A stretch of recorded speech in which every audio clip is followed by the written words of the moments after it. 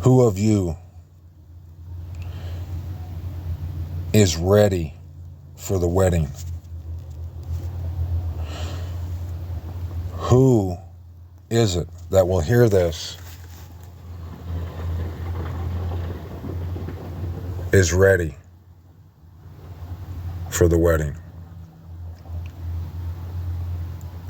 Who of you is saying that you've got no intentions on being like those 5 foolish virgins who didn't have their lamps trimmed, and when the voice was heard saying, "Come out to meet the bridegroom,"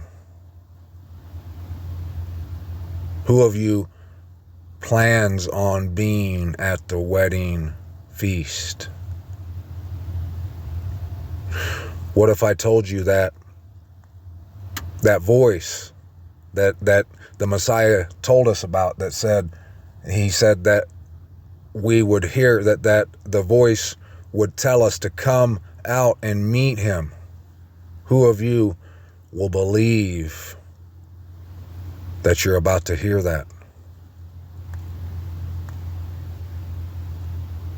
I know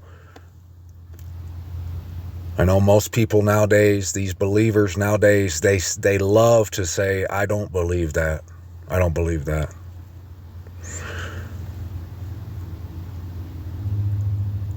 Who of you will refuse to say those words and will listen to this honestly to see if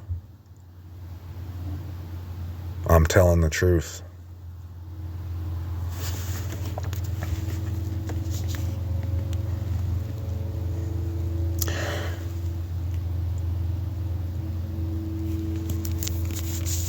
You know, when I tell people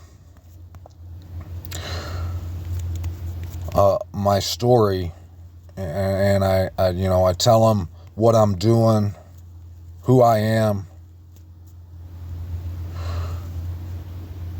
not many people, if any, actually believes me.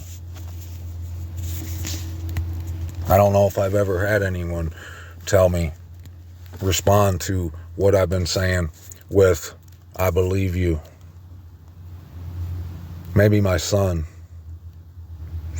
But I know most people, when I try to explain to them what's going on, they say, "I don't believe that. I don't. That's crazy. You're crazy. Why? How could you say that? Well, what's wrong with you?" Let me read this word to you, and let the Most High break it down for you and show you that I'm not lying.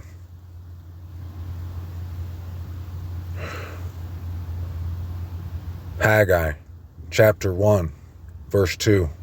And you can see verse 1 is just telling you, we'll get it. We better get it, huh?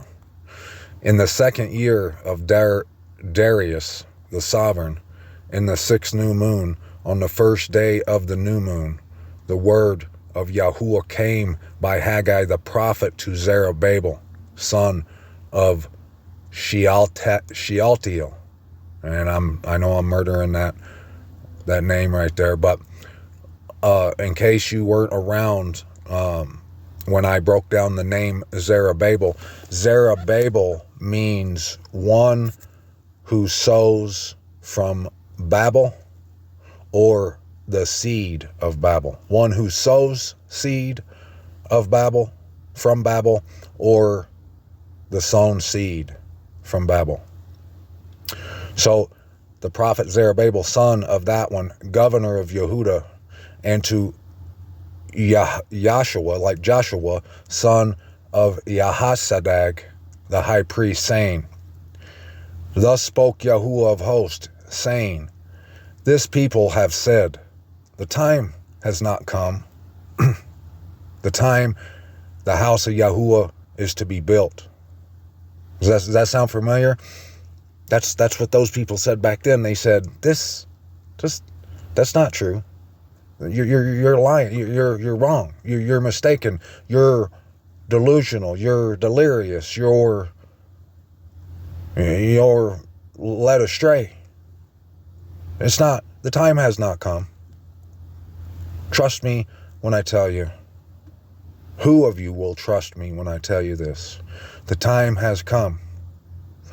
The voice of one shouting, crying in the night, at midnight, saying, come out and meet the bridegroom. You've been hearing it, and you are about to hear it right now. The time has come. Then the word of Yahuwah came by Haggai the prophet, saying, is it time for you yourselves to dwell in your paneled houses, and this house be in ruins? And now, thus said Yahuwah of hosts, consider your ways. You have sown much, but brought in little.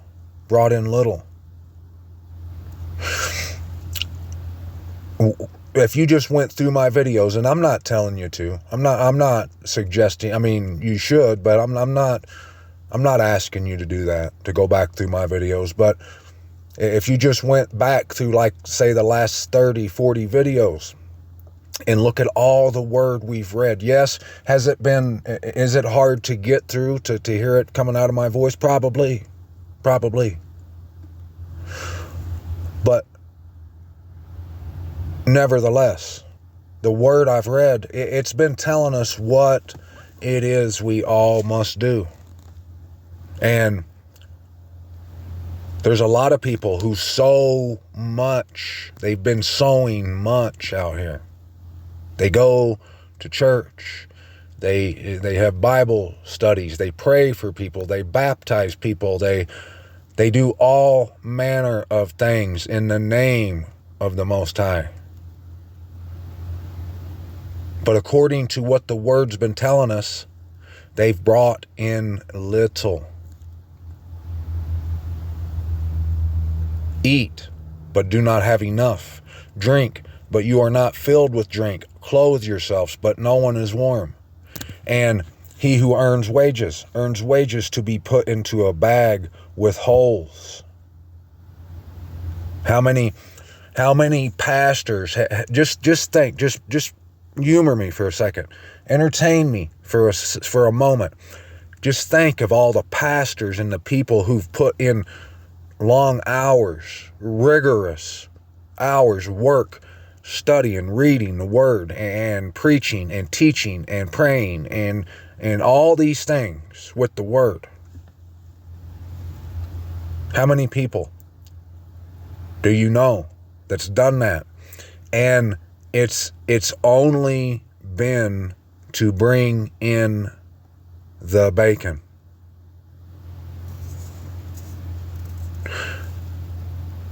How many pastors do you know that are operating a church right now that'll be in their building on come Saturday or Sunday this weekend? How many do you know that if you went to them and you said, instead of you taking offering this week, this month, take the next month and don't accept no offerings? No money, no tithes. How many of those people do you think would actually do that? They spend all those hours, all that time to get the offering. Yes, they do. I'm not saying everybody, but how many do you know? It's lots. And they bring it in. They bring that money in, and they feel like they're bringing an increase by sowing the word. But all they're doing is just bringing in dollars. They're not going anywhere. Them and their sheep are not being fed. They're not taking They're not living the word. They're not doing the word. They're not being doers of the word. They go it's nonsense. They come up, let's just take for an example, a Sunday church. Every Sunday, they come in, all the people come in there. The preacher preaches for an hour or 2 hours or whatever, and they leave, everybody leaves the building. They come back next Sunday, they keep doing it over and over again, and not even the name of the Most High is spoken in most of those places. No one considers the Shabbat. No one considers doing any of the word that they are there listening to. It's a wasted time, wasted effort. They get nothing.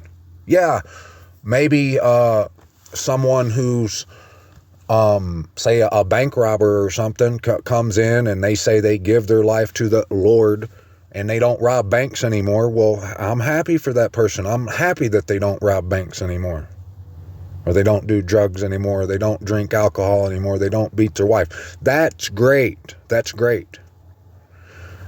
But is that going to save them come judgment time? Is that going to bring them to the wedding supper because now they don't rob banks anymore? No. They're still sinning according to the word. If they take the Most High's name in vain, I mean, if they commit blasphemy, they use names of blasphemy. If they disregard the Shabbat, they disregard the Torah, the instructions of the Most High. What was it all for? It was for nothing. They're gonna perish. It was for nothing. They put all that time, all that energy, all that wasted energy into bags with holes in it. Thus said Yahuwah of hosts, consider your ways. Go up to the mountain, and you shall bring wood and build the house, and I will be pleased with it, and let me be esteemed, said Yahuwah. When you looked for much, then see, it came too little. And when you brought it home, I would blow on it. Why? Declares Yahuwah of hosts. Because of my house which lies in ruins, while each of you runs to his own house. Let's just use for an example. I'm not trying to beat anyone up. That's why I'm not naming any names. Let's just take for an example a pastor that runs a church on Sunday or Saturday, whatever one.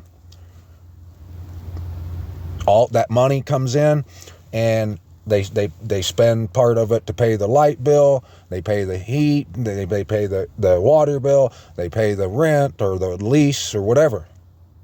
And they buy new furniture, new chairs for the people to sit down on.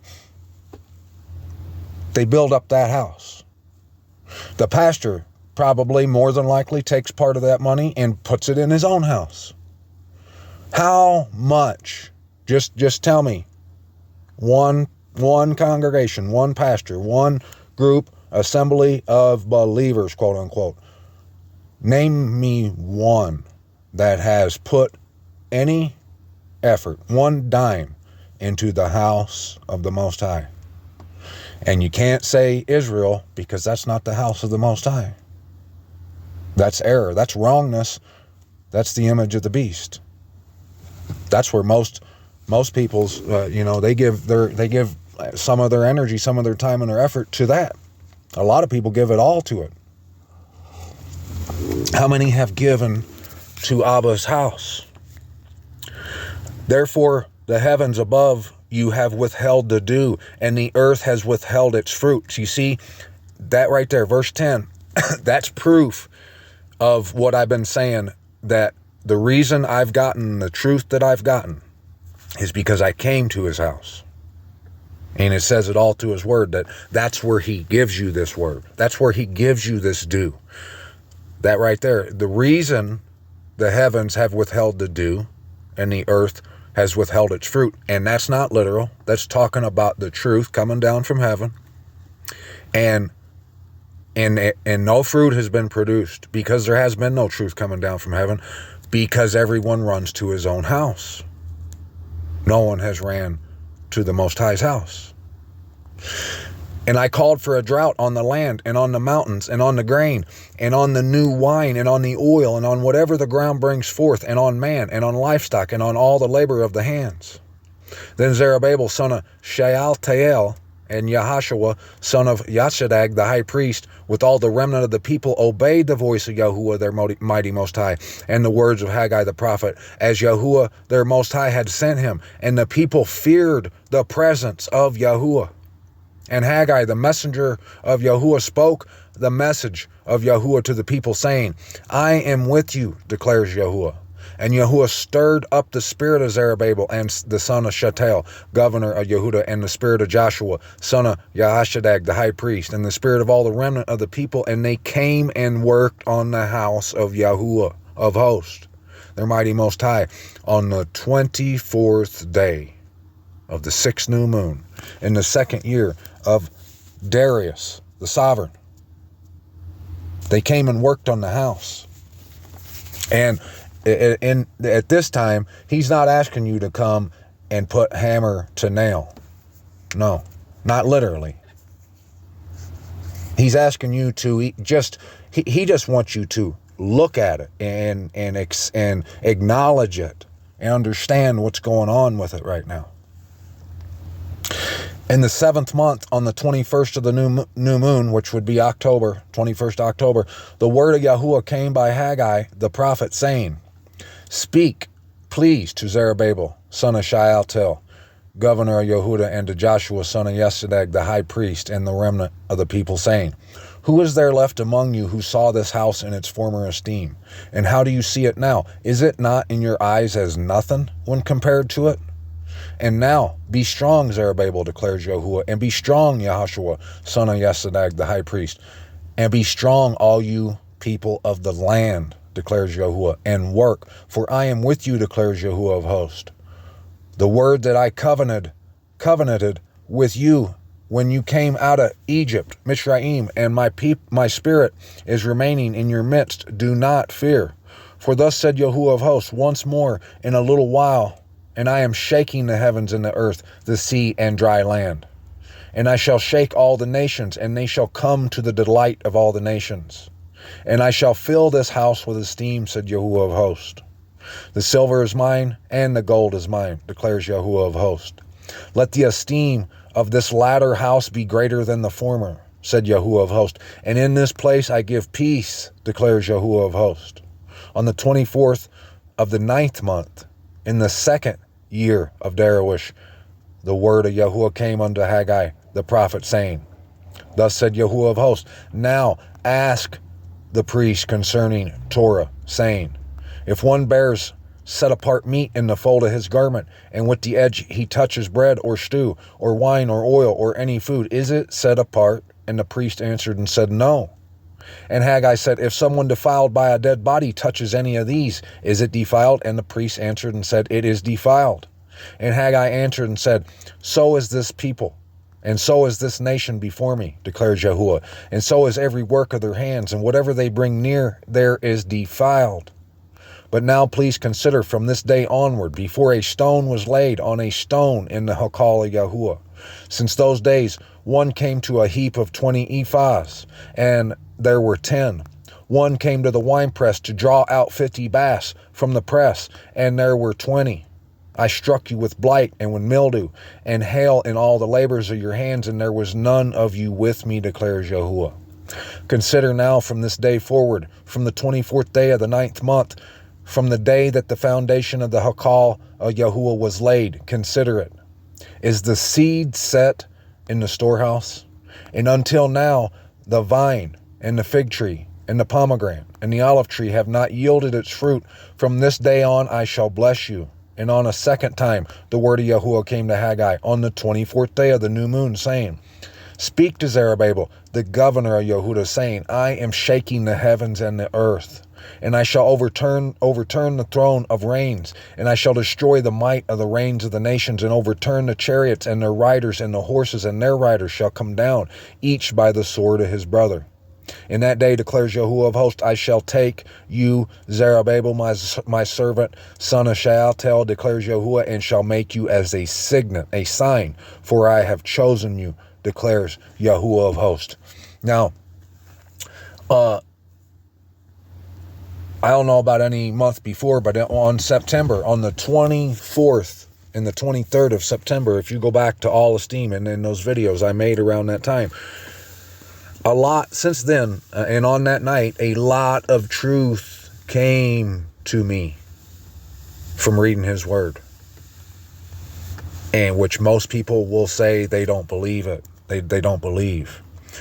He's shown me what Passover means, what it means. And the world, as far as I can see, is completely oblivious to the true meaning of it.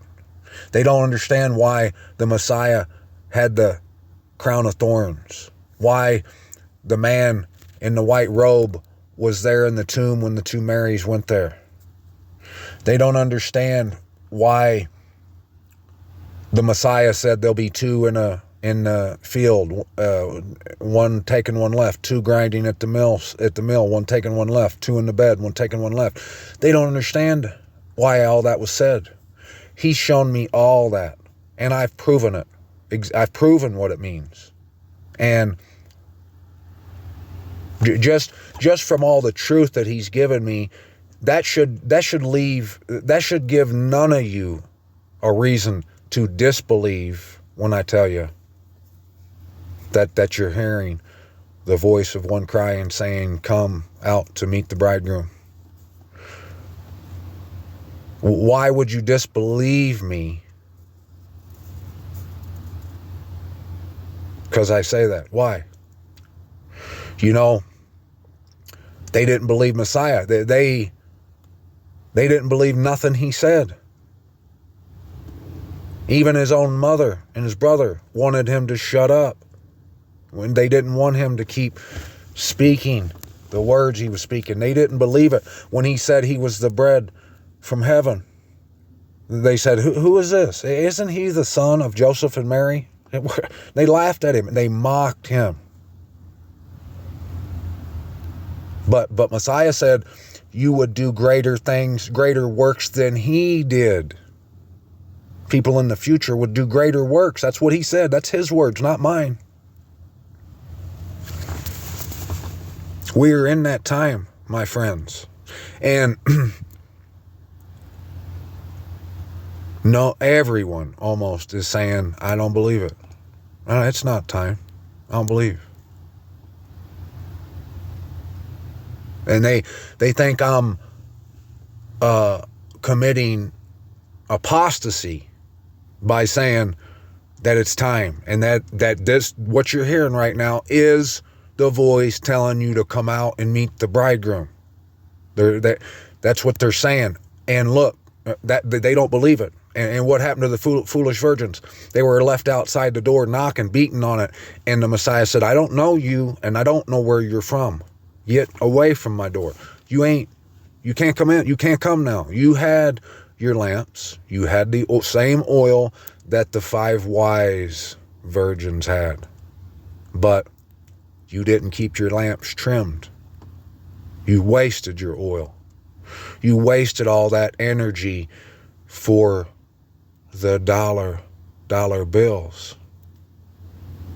You wasted it on your paneled houses, on your cars and your clothes. You didn't take none of what you learned and put it to good use. Put it in bags without holes. Look at the verse of the day right here. Hebrews 10:24-25. And let us be concerned for one another in order to stir up love and good works, not forsaking the assembling of ourselves together, as it is the habit of some, but encouraging, and so much more as you see the day coming near. For if we sin purposely after we have received the knowledge of the truth, there no longer remains a slaughter offering for sins, but some fearsome anticipation of judgment and a fierce fire which is about to consume the opponents. Anyone who has disregarded the Torah of Moses dies without compassion on the witness of 2 or 3 witnesses.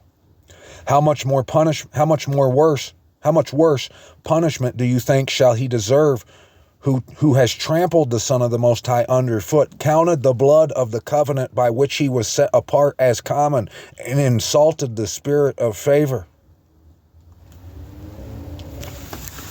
The Messiah, he did all he did to show us that we have to come home. That's what the Torah of Moses is all about. Yes, you can't act like a heathen, like a belligerent imbecile, and eat what you want and do what you want to do. No. But even if you don't do all that, you still have to come home. You can't live in your own paneled houses. You can't disregard the house of the Most High. You can't think of it as nothing and give it no thought, my friends. You have to esteem it. You have to come home and build it.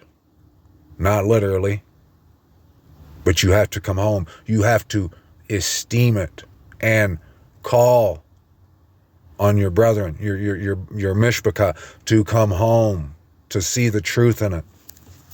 But just hearing what I just said, it turns most people off because they don't want to think about leaving their house.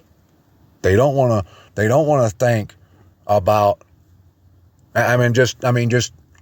honestly, back in the day, look, you probably know the Torah just like I do, and you know the Most High said that on the feast days of the appointed times, you must come to Jerusalem. He said, don't eat the lamb anywhere but Jerusalem. How many of you are not, that you don't care about that? You're getting turned off just by me saying it. You're saying to yourself, I don't care what you say. Come Passover this spring, I live in Chattanooga, Tennessee, wherever it is you live, you're going to eat it. You disregard it completely. You don't care what the word of the Most High said. How many of you are saying that right now?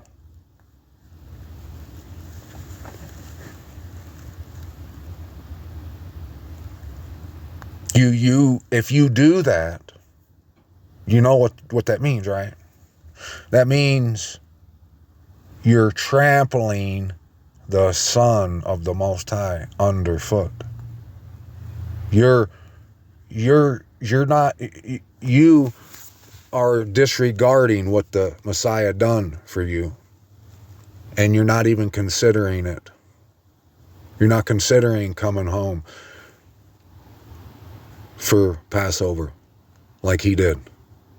You're not willing to put the blood on the doorpost. You're not willing to eat all the lamb. You must come home, my friends. You have to.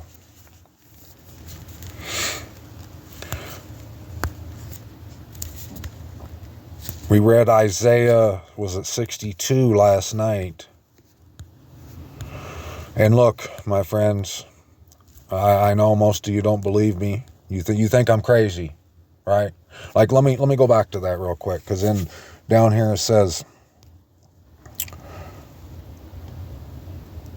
but remember the former days, when after you were enlightened, you endured a great struggle with sufferings. On the one hand, you were exposed to reproaches and pressures, and on the other hand, you became sharers with those who were so treated. For you sympathized with me in my chains, and you accepted with joy the seizure of your possessions, knowing that you have a better and a lasting possession for yourselves in the heavens. There you go.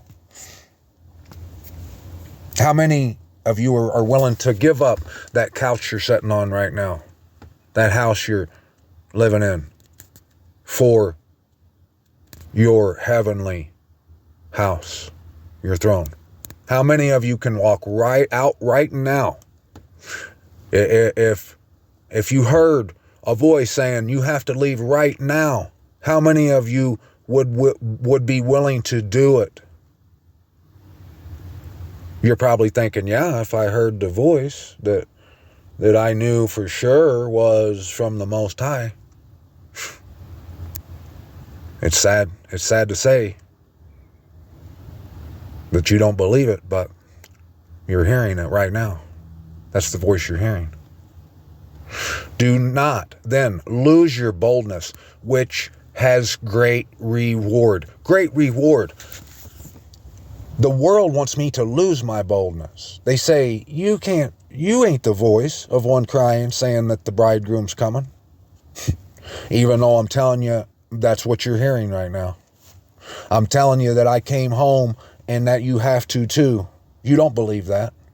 So you don't want me to speak with boldness the same way they didn't want Messiah to speak with boldness, or Isaiah, or Jeremiah. Anyone who ever spoke with boldness, who was bold. The world can't stand it. It burns their ears. It twists their panties in a knot. They can't handle it. How many of you can handle it? How many? He who is coming shall come and shall not delay. But the righteous shall live by belief. But if anyone draws back, my being has no pleasure in him. But we are not of those who draw back to destruction, but of belief to the preservation of life. To the preservation of life. I know, like I was saying, most of you don't believe what I just said. But if there's any of you, if there's one of you who believes this, I'm asking you to share this message. You don't have to share my video. I mean, you can, but share that message. Go start looking in the Word and seeing if what I'm saying. Be an actual Berean. If you've ever claimed to do it Berean style, suited and booted, if you've ever claimed that, do it tonight. When you hear this, turn and go straight to the Word and find out, look, search diligently to see if what I'm saying is true, if it holds water or not. Because if you do, you're going to see that it does. And that you must return. You must come home. You must. That's the only way to life. And I know the majority don't believe that, but we're for all of you who don't believe that, my sisters and my brothers, who I love, who you've got no reason to think that I don't love you. You should know that I love you. Any of you who don't believe that, which it's probably all of you, how many of you are going to come on here and show me how I'm wrong? You ain't even willing to do that.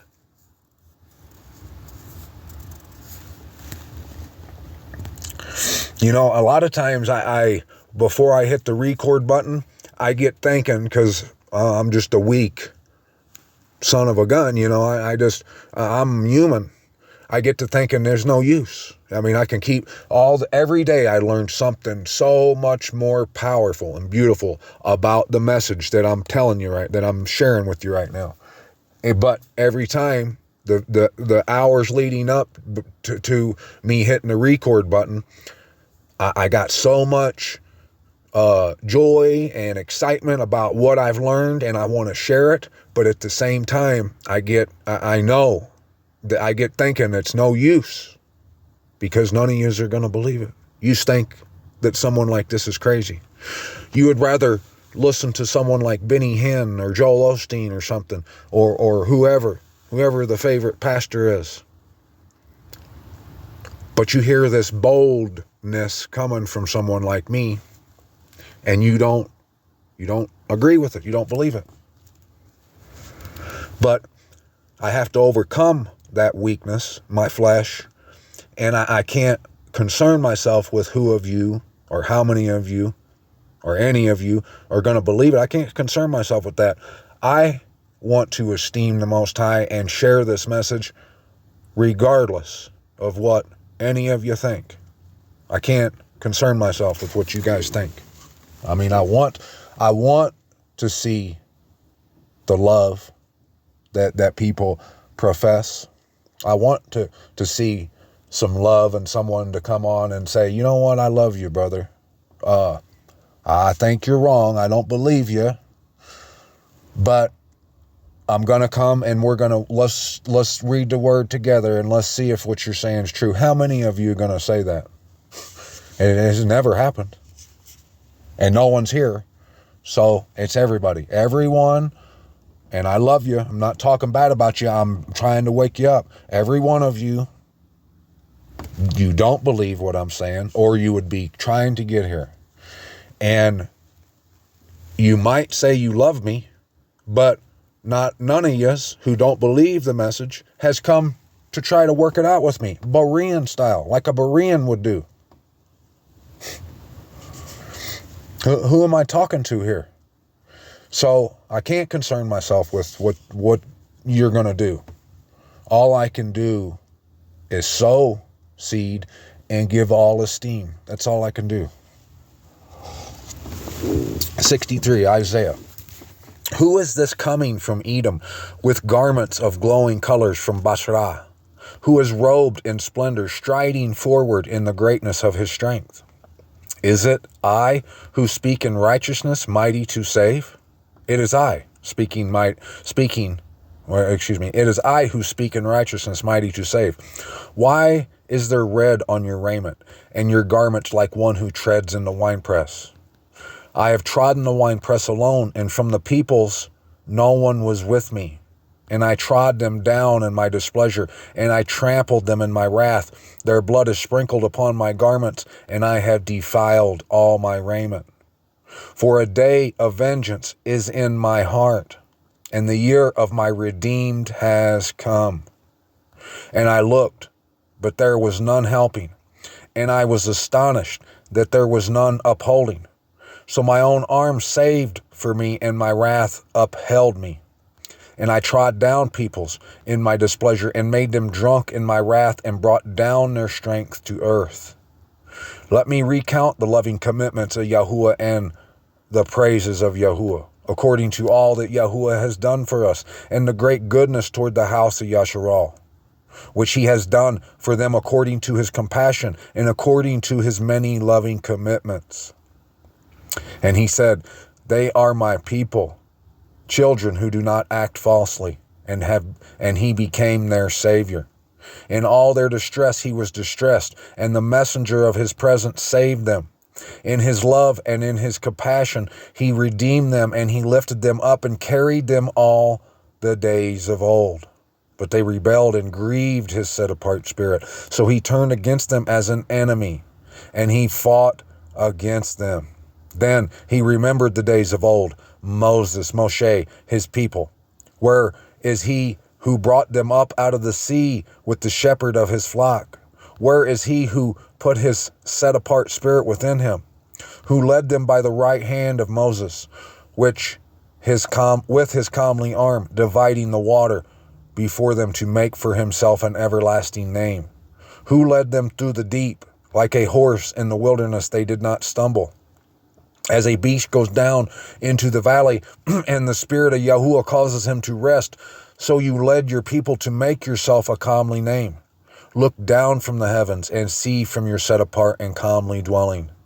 Where are your ardor and your might, the stirring of your inward parts and your compassion toward me? Are they withheld? For you are our Father. Though Abraham does not know us, and Yasharal does not recognize us, you, O Yahuwah, are our Father, our Redeemer. Your name is from of old. O Yahuwah, why do you make us stray from your ways, and harden our heart from your fear? Turn back, for the sake of your servants, the tribes of your inheritance. For a little while your set-apart people possessed it. Our adversaries have trodden down your set-apart place. We have become like those over whom you never ruled.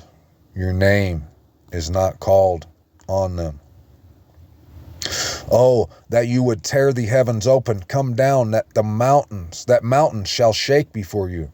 As when fire burns twigs, as fire makes water boil, to make your name known to your adversaries, so that nations tremble before you. When you did awesome matters which we did not expect, you came down, mountains did shake before you.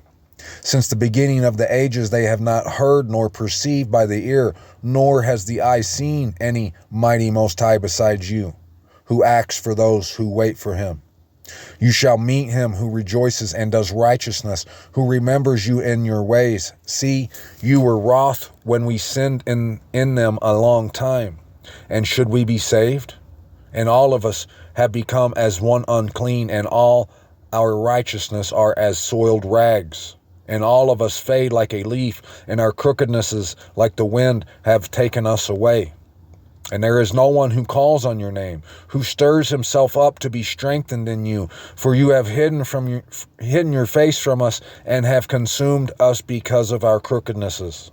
And now, O Yahuwah, you are our Father, we are the clay, and you our potter, and we are all the work of your hand. Do not be wroth, O Yahuwah, nor remember crookedness forever. See, please look, all of us are your people. Your set-apart cities have become a wilderness. Sion has become a wilderness, Yerushalayim a waste. Our set-apart and comely house, where our fathers praised you, has been burned up with fire, and all that we treasured has become a ruin. All that we treasured. What are you treasuring right now, today? Are you treasuring Yerushalayim, our comely house?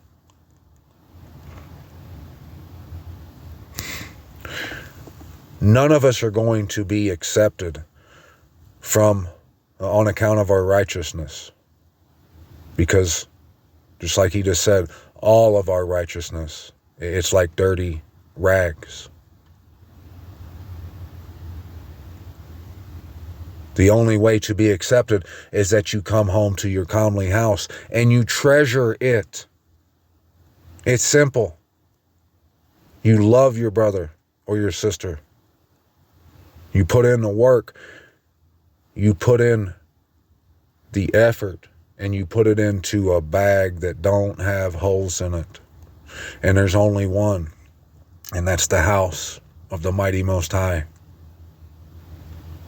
You have to come home. Search it out. Find out where it is. And come home. Don't waste any time, because any time you give for that house of yours, that town of yours, that pastor, that church, whatever it is, you're giving it to them and you're taking it from the Most High. You're robbing him. Come home. Fill his house. In view of all this, would you restrain yourself, O Yahuwah? Would you keep silent and afflict us beyond measure? If you're not in your house and you don't treasure it, you're afflicted.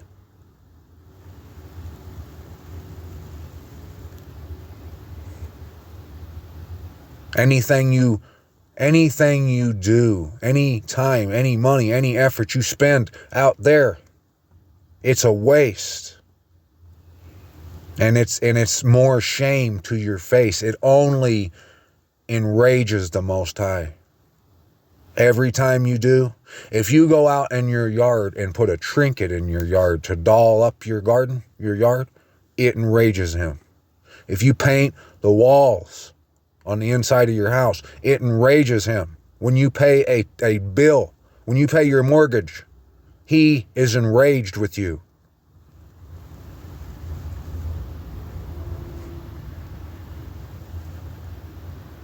Come home.